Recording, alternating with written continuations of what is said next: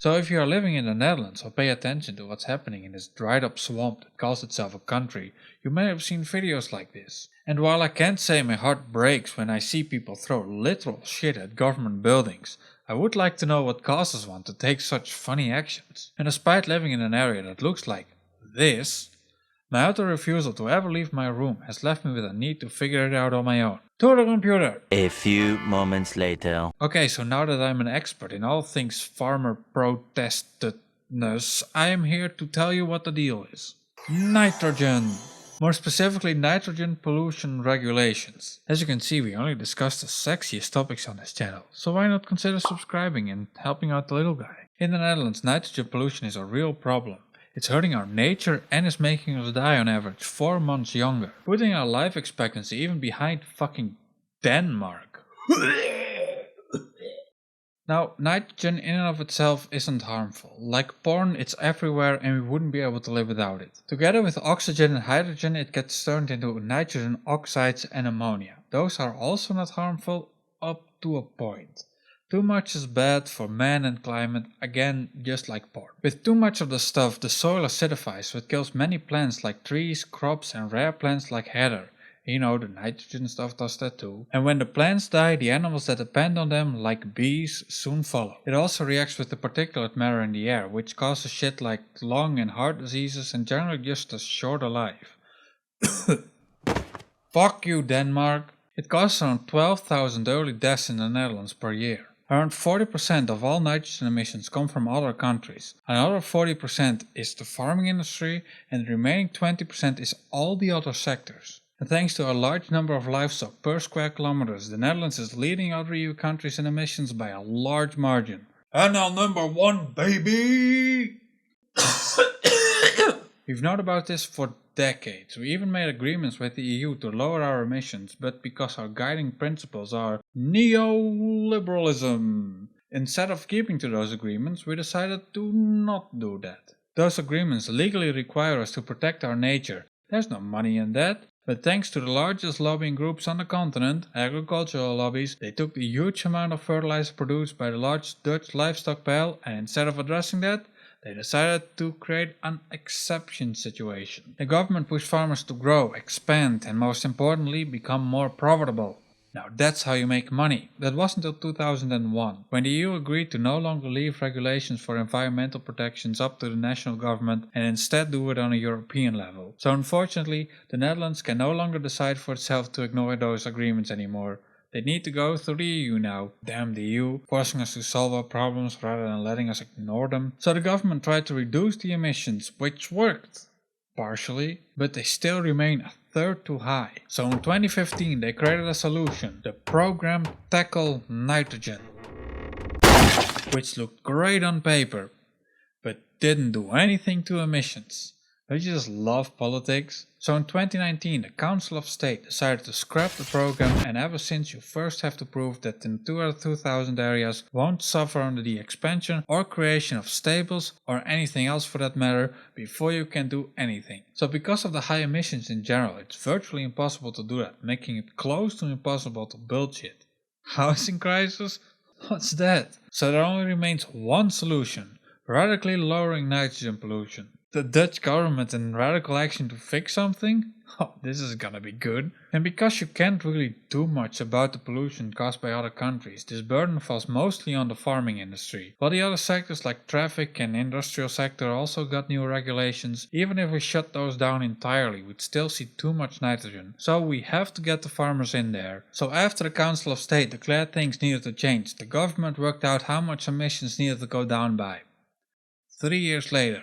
By 2030, nitrogen emissions have to go down by 50% and 74% in nitrogen-sensitive areas. The government wants a region-focused approach because what may work in one place might not in another, so it has decided to let the provinces figure out how the plans are going to be implemented exactly. They have until July of this year to figure that out. To do this, the government has set aside nearly 25 billion euros to improve nature, water and climate. There will be tools available for more sustainable stables, less protein in animal feed and better fertilizer application. There will be €175 million available to help farmers make these steps. There will also be money for the farmers that want to quit. Construction will get $500 million for nitrogen reduction and $500 million for additional measures. It will be reviewed periodically to change things as necessary. There's an almost €3 billion budget for nature recovery and strengthening, and a bunch more for more specific measures. The industrial sector will be required to invest in emission and nitrogen reducing technology. The cabinet will also invest in cleaning construction equipment, transporting planes electrically, and shore power supplies. Essentially every sector will give contributions and can count on financial support. But the main thing that has farmers mad is that livestock numbers will have to shrink by 30%, which means that up to half of all farmers might need to get bought out. This feels like a betrayal by the government. They have followed their regulations, their instructions, and still they have to shrink. To them it just feels like it's never enough. Also to them it doesn't really seem like there's a real problem. Only a quarter of them is concerned about the nitrogen problem, whereas it's 67% of the general population. It just feels like they are being sacrificed for the development of housing. This seems hypocritical to them since they see the cities as the dirty ones compared to the clean rural areas. That's not true, by the way. It also doesn't help that a lot of the nature in the Netherlands only exists due to farmers. Without them, everything would be forest and nature areas like the iconic heather fields wouldn't exist. So getting rid of the farmers in the name of biodiversity feels like turning the Netherlands into a zoo with excessive consequences. They also argue that getting our food from other countries would be even worse for the environment. None of this is helped by how the government is communicating with them. The government's specific policies have been like my upload schedule. Very unpredictable. They give unclear charts for farmers to read about what's next, no judicial substantiation, and no long-term vision. This has resulted in the fact that 98% of farmers don't trust the government anymore. 2/3 of farmers want to vote for the right populist BBB, removing a large part of the base for one of the currently ruling parties, CDA.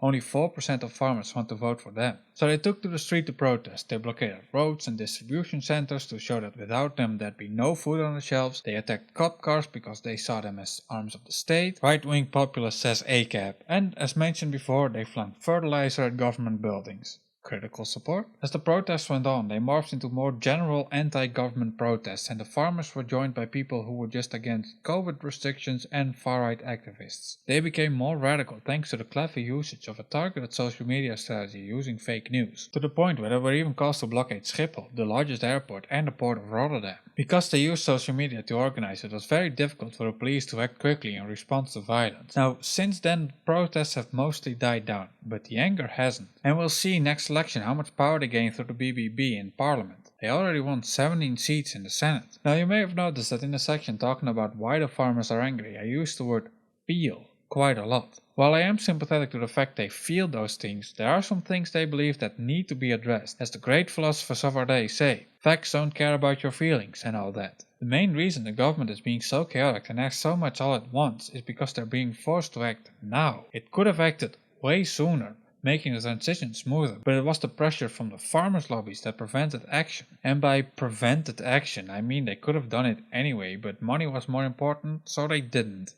I love lobbying. Farmers claim no farmers, no food. Without them, the Netherlands would starve. However, that's not entirely true. Almost everything they produce gets exported, more than 3/4 of it. And it doesn't mean they produce so much that it's all surplus. No, around 3/4 of the land necessary to produce food for the Dutch is in other countries. This is because a lot of things just won't grow in the Netherlands, like coffee and bananas, or are just necessary to produce the food that our livestock eats. Dutch farmers produce about 330% of the pork necessary to feed the Netherlands, and so much of that gets exported that we have to import about 50% of the pork we eat here anyway. Even 60% of our dairy comes from other countries. Why are we bothering with the foreign ones when we could just be sucking on Dutch cow titties? Actually there are complex economic reasons why that's a more efficient practice.